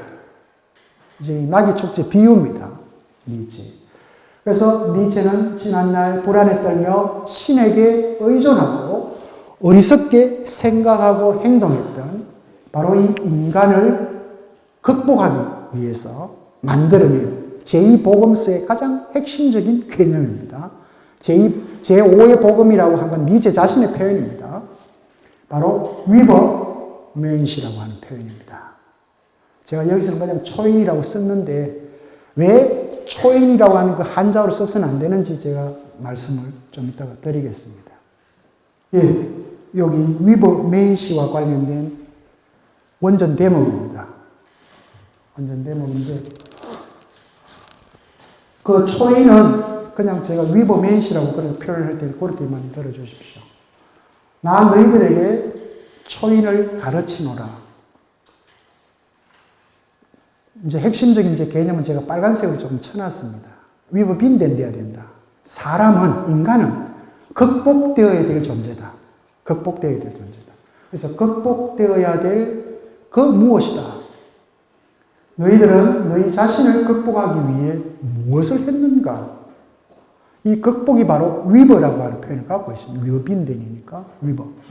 지금 현재 상태 소심하고 비열한 비천한 그런 상태를 넘어서야 된다. 이런 이제 표현으로 썼던 겁니다. 그래서 지금까지 존재해온 모든 것들은 그들 자신을 뛰어넘어 그들 이상의 것을 창조해왔다. 지금까지. 그런데도 너희들은 이 거대한 밀물을 맞이하여 썰물이기를 원하며 자신을 극복하기보다는 오히려 짐승으로, 여기서 말하는 짐승은 노예와 같은 삶을 살려고 하는가 이 표현입니다. 짐승으로 되돌아가려 하는가.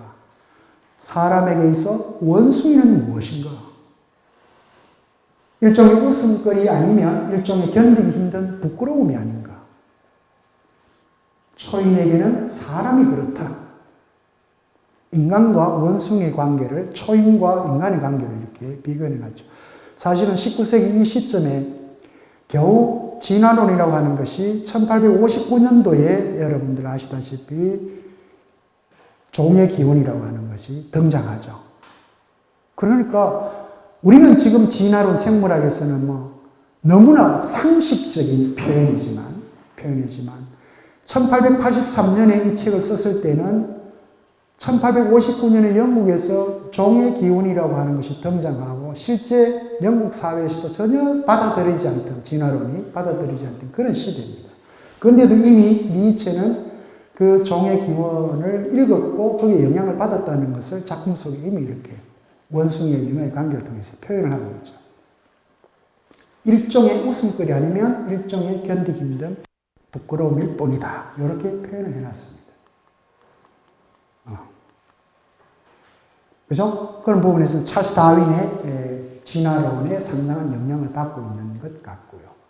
그래서 유인원의 한 종에서 진화한 인간은 유인원으로 결코 돌아갈 수 없는 존재죠. 그죠? 존재. 지금은 여러분들 진화생물학 같은 경우에서 이야기할 때 인간이라고 하는 것이 지금 현재 호모 사피엔스 사피엔스입니다만 이 사피엔스가 등장했던 시기가 이 지구상에 가장 많이 가더라도 20만 년이죠. 그죠? 20만 년. 그 이전에는 다 유인원들입니다. 사피엔스와 유사한 유인원들. 그러나 지금 현재 우리 인류의 모습은 20만 년. 그것도 19만 년은 수렵 채집 생활. 그죠? 이 공간과 저 공간을 오가면서 겨우 딸기 따먹고, 그죠? 과일 맺힌 거 먹고.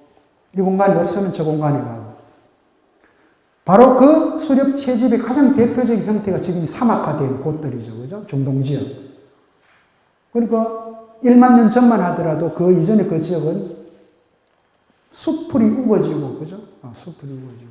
먹을 게 엄청나게 많았다. 바로 그곳에 바로 우리의 조상들이 이동하면서 파헤치고 남은 사막밖에 없는 거예요. 한반도도 언젠가 사막이 되겠죠. 그죠? 지금 방식으로 우리가 계속 끊임없이 이동을 하게 되면 우리가 정착에 사는 것 같지만 그렇지 않습니다. 이 지구상에서 우리 인간은 끊임없이 이동을 하는 그런 존재들이죠. 바로 지금의 인간 또한 고정된 실체가 아니라 그런 면에서는 끊임없이 위법, 넘어서야 하는 일종의 과정의 존재다. 그러니까 니체 이전에 모든 사상과 철학자들은 항상 어떤 고정된 실체, 이성적 존재로서의 뭐 인간 등등등 이렇게 자꾸 실체로 고정화시키려고 했는데 니치한테 와서는 그렇게 고정된 게 아니다.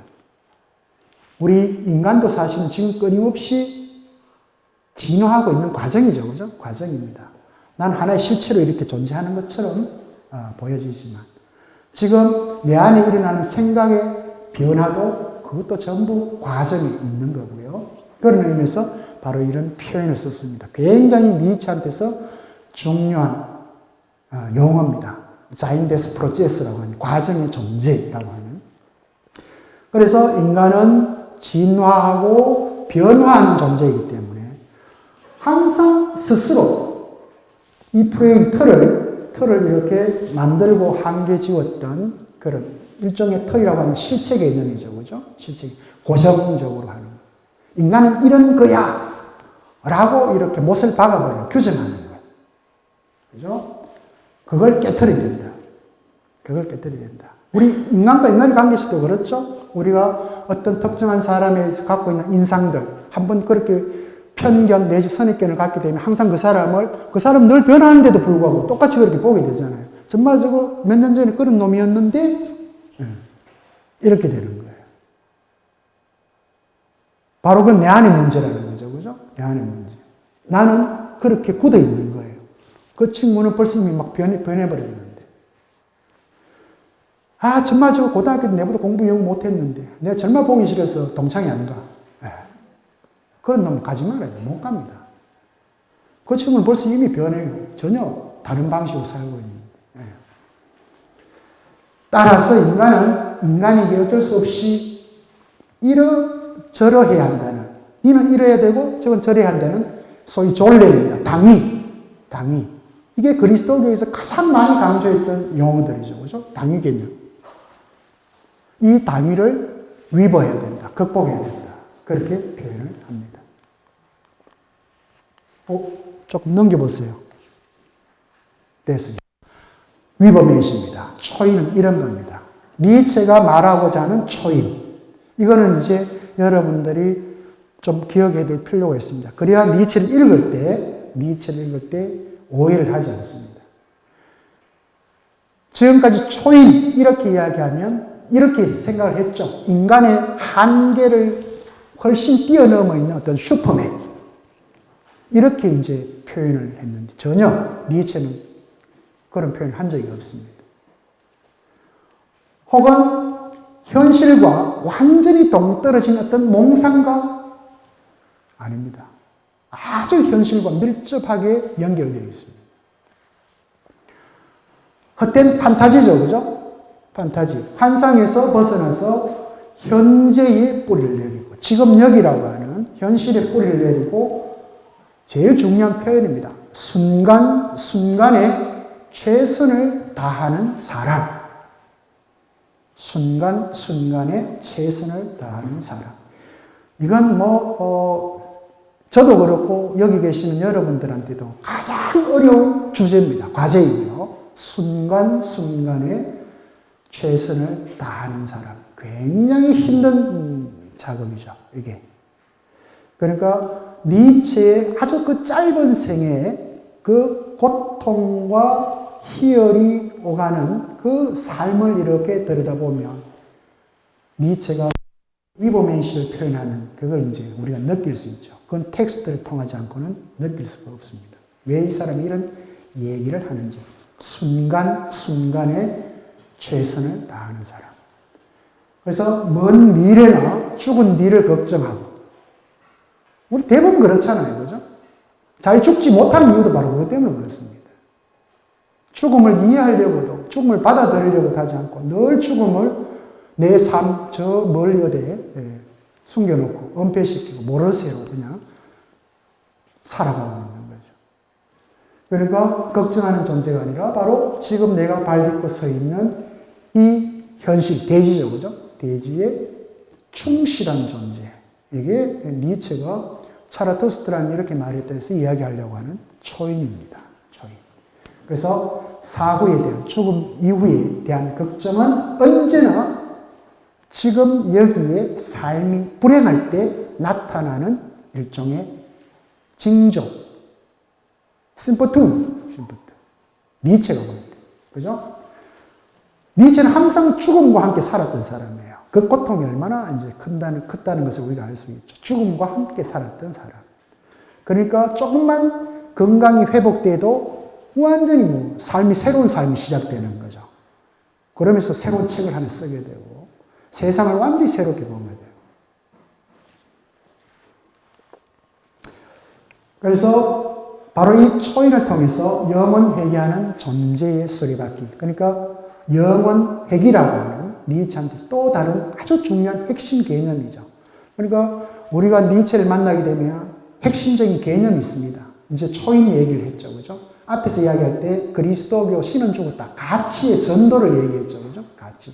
그리스도교에서 주장하는 가치를 완전히 뒤바꿔버린, 전복시켜버린 가치의 전도. 그 다음 여기 등장하는 게 영원 회귀, 영겁 회귀, 뭐 이렇게 표현하기도 하면 be everyday, be the care라고.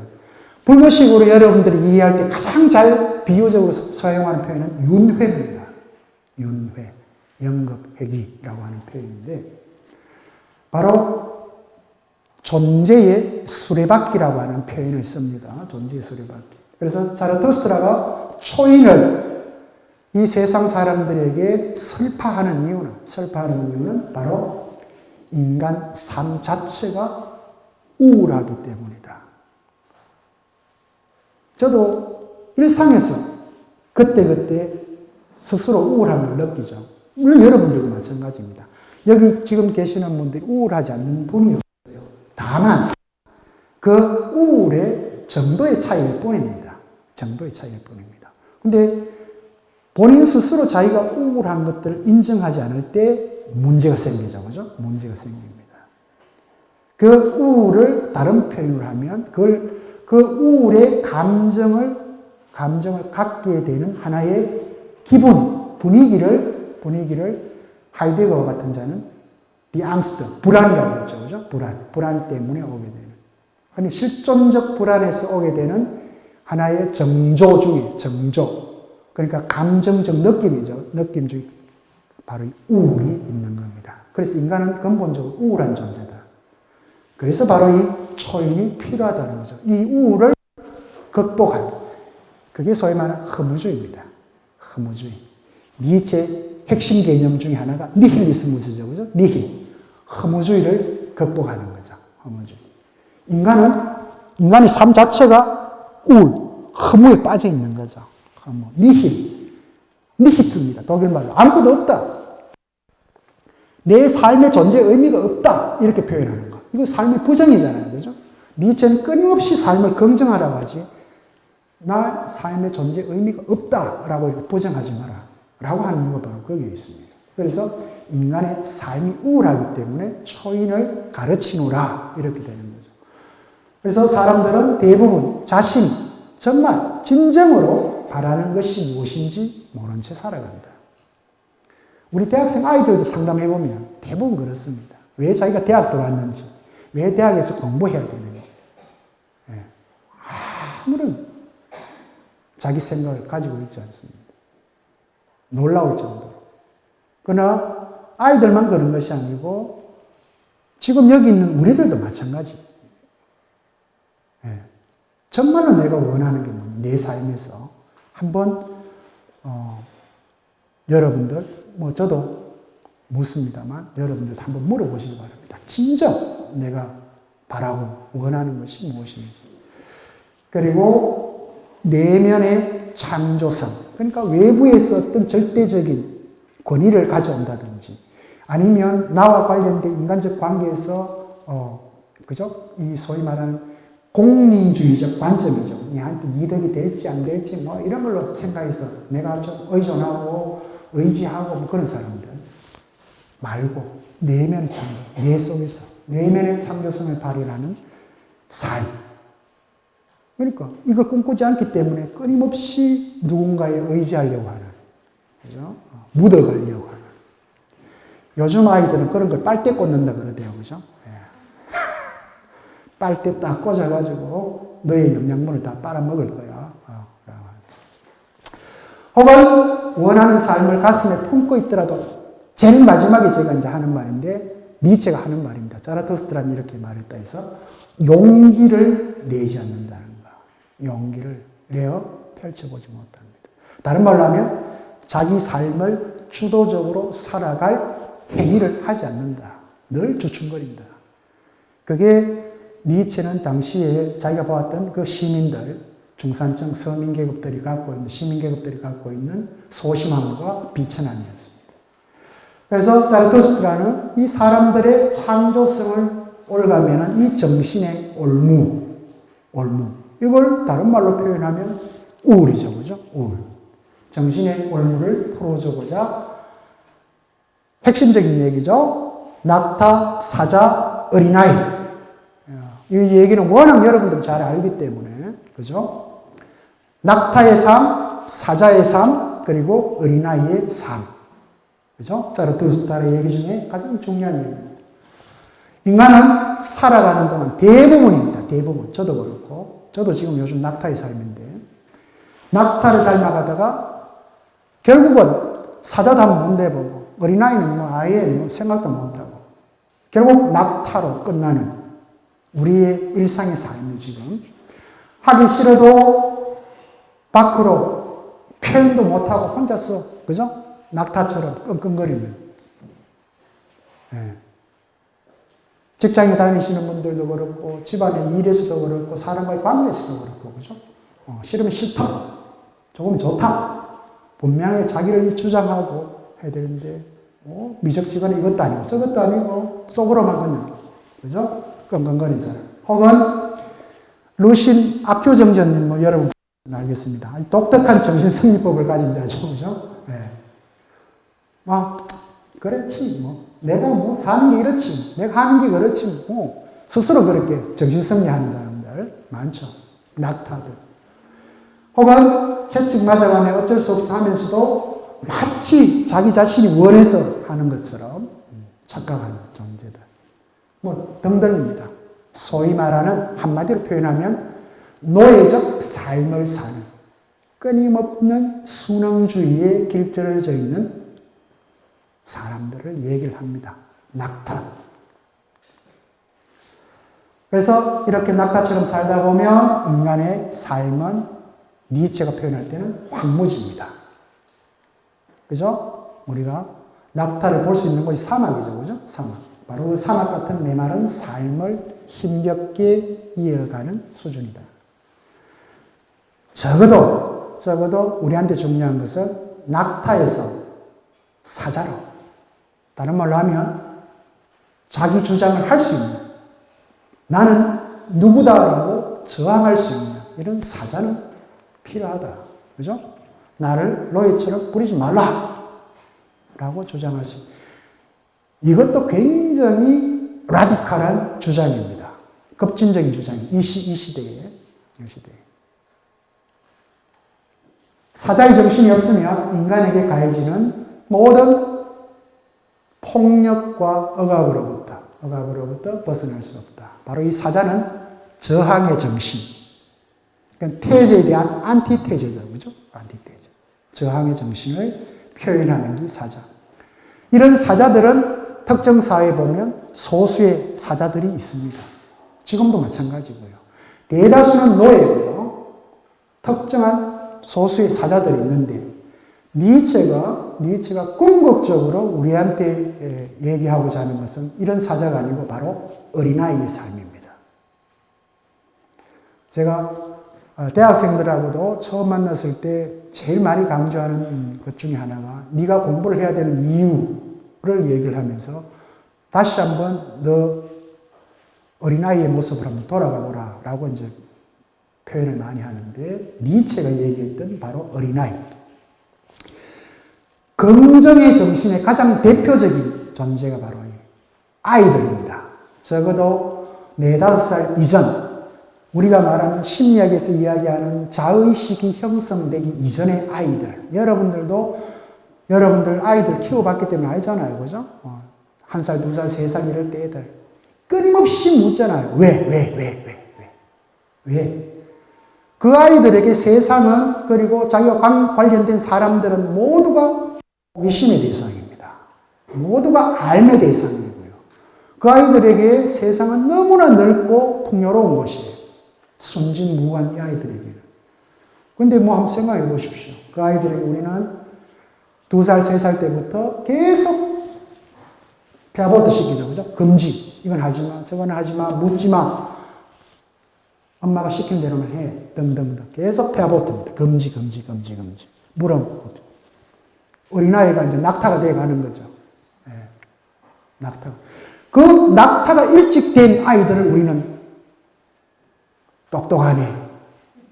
그죠? 예, 똑똑하네. 물음이 없는 아이를. 시험만 잘 치는 아이를 우리는 똑똑하네. 아, 이거 인성 좋으네. 이렇게 생각해요. 예. 그러나 그 아이의 내면은 이미 병들 대로 병들어가는 거죠. 그죠? 그렇게 차근차근 병들어가는 겁니다. 그리고 사회에서 볼 때는 검사, 의사, 뭐 이렇게 사회적 소셜 스테이트 대입하는 데 보면 사고 칠 때 보면 뭐 그죠? 우리가 상상할 수 없는 그런 사고를 치죠. 애들이 신문에 한 번씩 등장하게 됩니다. 바로 이 어린아이의 삶으로 돌아가는 거. 삶을 긍정하라고 표현했던 이 부분이 바로 그겁니다. 우리는 대부분 이렇게 살아가면서 삶을 끊임없이 부정하면서 살게 되죠. 낙타도 그렇고 사자도 그렇고. 이렇게 표현해 놨습니다. 자라투스트라는 이렇게 말했다 해서 그러나 말해보라 형제들이여 사자조차 할 수 없는 일을 어떻게 어린이는 아이는 해낼 수 있을까? 왜 강탈을 일삼는 사자는 이제 어린아이가 되어야 하는가? 어린아이는 순진무구요. 이렇게 해놓고 돌아서면 잊어버리죠. 그죠? 망각이며. 우리 어른들은 다 기억하잖아요. 저 새끼 저기 내한테 어떻게 했는데, 그때 어떻고. 다 기억해. 내한테 트라우마를 가지게 했던 거. 최근에 여러분들 그 성폭력, 성무 관련해서 계속 터진 이유들, 어릴 때 특정 시기에 그렇게 트라우마, 아픔을 겪었던 사람은 언젠간 터집니다. 언젠간 터집니다. 우리 사회가 안고 있는 그 심각한 문제들인데, 어린아이들은 돌아서면 잊어버려. 또 새로운 것. 새로운 시작. 중요한 것은 우리가 아이들이 논다라고 하는 표현이죠. 슈필을 한다는 거. 경쟁하는 게 아니에요. 시험 성적으로 경쟁하는 것도 아니고요. 몇 대 몇 나눠서 경쟁하는 것도 아니고 그냥 노는 거예요. 노는 것, 어린아이들은. 그러나 어느 순간부터 애들은 끊임없이 성자독식의 경쟁 상태에 내몰리게 되죠. 그때부터 이제 노예 삶이 시작되는 거고요. 그래서 이 어린아이에게는 항상 놀이, 스스로의 힘에 의해 돌아가는 바퀴, 존재의 수레바퀴입니다. 최초의 운동장이자 거룩한 긍정. 이렇게. 그러다 형제들은요, 창조의 놀이를 위해서는 거룩한 긍정이 필요하다. 정신은 이제 자기 자신의 의지를 원하며 세계를 상실한 자는 자신의 세계를 획득한다. 이렇게 기술을 하고 있습니다. 그래서 바로 이 어린아이의 모습은 그러니까 낙타 사자가 아니라 바로 이 어린아이의 모습이 되고요. 바로 이 순간순간에 최선을 다하면서 살아가고 있는 이 어린아이의 삶이 곧 니에체에게는 위로메이시, 초인과 같은 존재다. 이렇게 표현합니다. 그래서 진정 자신이 바라는 대로 살면서 삶을 긍정해라. 이게 이제 니체가 우리한테 주문하고 있는 부분이죠. 보십시오. 고통 속에서 마지못해 받아들이는 이 낙타의 긍정, 노예적 삶의 긍정이 이런 겁니다. 삶을, 인생을 너무 무겁게, 진중하게 생각하는 거죠. 삶이라고 하는 건 이런 거야. 그죠? 그래서 여러분들, 이 개그맨들이라고 하는 존재들이 뭐, 전마들은 뭐, 공부도 못해가지고 그냥 사람이 웃기는 정도로 저렇게 사는 것이라고 생각하면 전혀 그렇지 않습니다. 혼자 뭐 폼 잡고 막 얼굴 찡그려가면서 이야기하는 그 자들이 차라리 더 이 낙타와 같은 존재들이죠. 우리한테 주어진 삶이라고 하는 것은 놀이라고 생각을 해야 되는데 그걸 놀이라고 생각하지 않고 의무라고 하는 책임이라고 하는 그 두꺼운 무게에 눌려가지고 아주 인생을 삶을 무겁게 생각해요. 혹은 자기 삶에 대해서 아주 지나친 의미를 부여하는 그죠? 나라고 하는 존재, 이 나르시시즘 빠져가 내가 아주 어떤 사람인데 라고 하는 권력욕과 명예욕 등등등 빠져 있는 사람들. 혹은 미래를 어둡게 내다보는 사람들. 그죠? 종말론적 사고를 가진 사람들 등등. 혹은 어떤 목적을 위해 삶을 희생하는 자들. 어떤 특정한 목적을. 여기에도 근본주의자들이 많죠. 그죠? 종교적 근본주의자도 있을 수도 있고, 정치적, 혹은 뭐, 경제적인 문제 때문에 자기 삶을 이렇게 하는 사람들 등등등. 바로 이게 이 소위 말하는 낙타들의 노예적 삶의 방식이 검증입니다. 이게. 그럼 어떻게 보면 말 그대로 어린아이의 삶의 검증하고는 전혀 다른 방식이에요. 그러나 그렇게 살아야 될 숙명은 없다. 운명은 없다. 여러분 잘 알죠? 그죠? 아모르 파티. 니체가 얘기했던 운명애라고 하는, 운명을 사랑하라 라고 하는 표현. 그런 운명은 없다. 누구도 운명을 타고나지는 않는다. 그래서 운명을 사랑해라. 운명은 극복되는 거다. 위버되는 거다. 그래서 삶이라고 하는 것은 필연적인 저는 숙명이 아니다. 필연적으로 이렇게 결정되어 있는 게 아니다.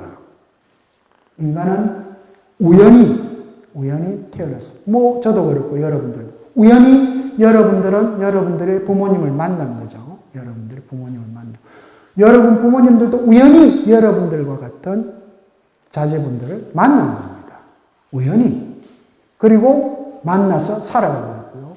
그 살아가는 주체는 나이지, 나의 부모도 아니고 그 주변 누구도 아닙니다. 나다. 그래서 모든 사물 위에 이 우연이라고 하는 하늘이 있고요. 천진난만이라는 하늘. 혹은 뜻밖의. 여러분들은 길을 가다가도 하고 만나는 사람. 하고 발견하는 그 어떤 것. 뜻밖이라는 하늘. 혹은 자유분방함이라고 하는 어떤 구속도 얽매임도 없는 자유분방함이라는 하늘이 펼쳐져 있다. 세상에는 모든 사물 위에라고 하는 것은 이 세상에는 내가 이렇게 가르친다면 그것은 축복일 만큼 모독은 아니다. 뜻밖이라고 하는 표현입니다. 뜻밖이. 이것이야말로 세상에서 더할 나위 없이 유서 깊은 귀족이다. 그것은 나 모든 사물에게 되돌려 주었다. 그렇게 하여 나 모든 사물을 목적이라고 하는 예속 상태에서 구제해 준 것이다. 라고 그렇게 표현을 하고 있습니다. 똑같은 말입니다. 세상 만물은 우연히, 모든 것들은 인간마저도 세상 만물은 인간 다 포함되기 때문에 우연의 산물이고요. 이 우연의 산물로 살아가면서 나름대로 거창한 목적을 정해놓고 나는 계획대로 이렇게 해서 뭐가 될 거야 라고 살아가는 것 같죠. 삶이 계획대로 됩니까? 그죠? 삶은 절대 계획대로 되지 않습니다. 이루어지지도 않고요. 삶은 우연입니다. 아주 뜻밖에 이루어지는 그 과정들의 결합이죠. 그래서 거창한 목적이나 특정한 의미를 추구하는 이런 삶은 우리 각자를 올가면 무엇보다도 우울하게 만든다는 거죠. 그래서 이런 헛된 목적들, 의미 구조에서 벗어나야 된다. 무엇보다도 삶을 무겁게 보지 말고 좀 더 가볍게 이해하기 위해서는 우연을 검증할 필요가 있다. 자꾸 내 삶을 필연이라고 하는 어떤 특정한 곳에 구속시키지 마라. 이렇게 얘기를 했고요. 바로 그 인간의 목적의식을 빼내기 위해서 니체가 우리한테 제안하고 있는 것이 바로 이 디 에비게 비더케어입니다. 영원 회귀 사상입니다. 영원 회귀 사상. 우리는 이야기하죠, 그죠? 이 세상에 내가 뭐 이렇게 살았지만 다음 세상에서 내가 뭐 인간으로 태어날 인간 태어나기 싫다. 나는 너 같은 남자 만나기 싫다. 여자 만나기 싫다. 라고 하는 이 자기 삶에 대한 부정들. 이게 영원 회귀한다는 거죠. 그죠? 비덕에, 에빅에 케어하는. 에빅에 비덕 케어한다는 거죠. 그러니까 자기 삶을 긍정해라. 그것이 계속 반복된다. 부정도 반복된다. 뭘 하겠습니까? 긍정하는 거죠. 그죠? 삶을 긍정해라. 그래서 모든 것은 영원히 되돌아온다. 모든 것은 영원히 되돌아온다. 그래서 존재의 수레바퀴는 영원히 돌고 돈다. 라고 하는 영원의 무한 반복을 우리는 영원핵이다. 그렇게 표현을 했습니다. 그래서 무엇보다도 바로 이 영원핵이를 깨달은 사람은 이제 자기 분수를 아는 거죠. 내가 이 세상의 중심이고 내가 잘났어. 내가 제일 잘 나가. 라고 하는 이런 착각에서 벗어나게 된다. 이런 착각에서 벗어나게 된다. 바로 세상의 중심은 어디에나 도처에 깔려있다. 세상의 중심은 도처에 있다. 그래서 삶은 지금처럼 앞으로도 무한히 반복될 것이고 지금 여러분들이 순간순간 매 순간 즐겁게 살아야 억겁의 시간 뒤에도 이 반복이기 때문에 반복되는 삶 또한 즐거울 수 있다라고 하는 게 니체가 우리한테 주고요. 요거는 삶이여 좋다 다시 한 번이라고 한 이 표현은 바로 이 영원 회귀와 관련해서 여러분들한테 주어진 삶이죠, 그죠? 다른 말로 하면 결국은 삶을 살아가는 나의 행동도 영원 회귀한다라고 하는 것들을 여러분들이 꼭 좀 기억을 하셨으면 좋겠고요. 낙타처럼 살지 말고. 그렇다고 또 사자처럼만 살지도 말고요. 여러분한테 매우 어려운 주문이 될 수도 있겠습니다만, 어린아이처럼, 그죠? 이 순간, 정말 내가 원하는 삶, 바라는 삶, 그걸 살려고 하고, 그리고 스스로 자기 자신을 부정하기보다는 긍정할 수 있는 삶을 살면 좋겠다. 오늘 제가 앞에서 얘기할 때 용기라고 하는 표현을 썼죠. 그죠? 용기라고 하는 표현을 썼는데 니체 짜라투스트란 이렇게 말했다 해서 강조하는 대목 중에 하나입니다. 용기는 더없이 뛰어난 사례자이다. 이 말은 여러분들 각자, 저도 마찬가지입니다만 우리 각자의 삶에서는 그걸 그때 우리 삶은 계속 끊임없이 변화한다 그랬죠. 그죠? 그 변화하는 순간을 우리가 캐치 못하기 때문에 지금 현재 내 모습이 아주 고정된 실제처럼 이렇게 반복되는 것처럼 생각할 수가 있는데 바로 그 순간순간 여러분들 그 변하는 삶을 받아들이는 그게 사실은 용기입니다. 그 용기를 받아들인다는 것 자체가 이전의 삶을 이미 다른 삶으로 옮겼기 때문에 살해한 거죠. 그죠? 그래서 이런 표현을 씁니다. 더없이 뛰어난 살해자이다. 그것은 연민의 정까지도 없애준다. 연민의 정이야말로 얼마나 깊은 심년인가. 깊은 심년이라고 하는 것은 연민의 정에 빠져버리면 그 속을 빠져나오지 못한다는 거죠. 그죠? 혹은 동정이죠. 그죠? 누군가를 동정하는 것. 그래서 삶을 혹은 생을 그토록 깊이 들여다보면 고통 내지는 고민 혹은 고뇌 이렇게 표현하기도 합니다만 고뇌까지도 그만큼 깊이 들여다보게 마련이었다. 용기는 더없이 뛰어난 사례자이다. 여기다 공격적인 용기는 그것이 삶이었던가 혹은 생이었던가 좋다. 그렇다면 다시 한번 이렇게 말함으로써 용기는 죽음까지도 살해한다. 다른 말로 하면 죽음까지도 살해한다는 것은 새로운 삶을 살 힘을 갖게 한다. 우린 너무 쉽게 자기 자신을 죽여버리죠. 그죠? 죽여버립니다. 일상에서. 저도 그렇고. 여러분들도 일상에서. 여기서 뭐 죽인다는 의미를 완전히 수이사이드란 의미가 아니고 일상에서 살아가면서도 자기 자신을 부정한다는 말입니다. 긍정하지 않고. 자기 자신을 창조하지 않고 자기 자신을 어떻게 합니까? 더 허무의 세계로 밀어버리고 절망으로 밀어버리고 그걸 이제 우리가 그렇게 표현하는데 용기란 그런 의미에서 죽음까지도 살해한다 라고 니체가 자라투스트라에 이렇게 말했는데요. 이거는 니체가 우리한테 던진 아주 여러분들이 한번 기억해 둘 만한 그런 표현입니다. 자기 자신에게 명령을 하지 못하는 자는 남의 명령을 들을 수밖에 없다. 니체가 우리한테 남겼던 말입니다. 여러분들, 오늘 내용이 두서없이 진행됐습니다만, 여러분들한테 주어진 그 삶을, 그 누구보다도 자기 자신이 스스로에게 사랑하라고, 그리고 창조하라고, 그리고 긍정하라고 명령을 내리십시오. 이 명령을 자기 자신에게 스스로 내리지 못할 때 여러분들은 그 누군가로부터의 명령을 받으면서 살아갈 수밖에 없는 노예일 수밖에 없습니다. 그런 의미에서 니체는 우리에게 끊임없이 귀족적 삶을 살기를 원했는데 그 귀족적 삶의 대표적인 상징이죠. 그죠? 상징이 바로 이 초인 위브맨시고 그 위브맨시를 아주 비유적 방식으로 어린아이에게 갖다 대었습니다.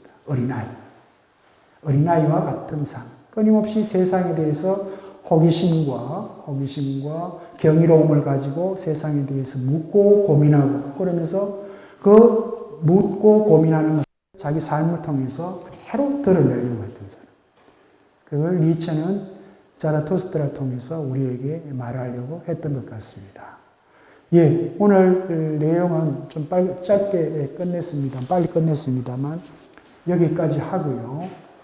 다음 시간에는 지금은 바울만 제가 이렇게 삶을 사랑하고 창조하고 긍정하라고 했는데 그럼에도 불구하고 여전히 우리 사회에서는 우리의 삶을 쓰레기로 이렇게 만들어버리는 어떤 그런 것이 있는 것 같아요. 그래서 누가 우리의 삶을 쓰레기로 만드는가라고 하는 주제를 가지고 여러분들하고 다음 주 이 시간에 만날 수 있도록 하겠습니다. 오늘 함께 해주셔서 고맙습니다.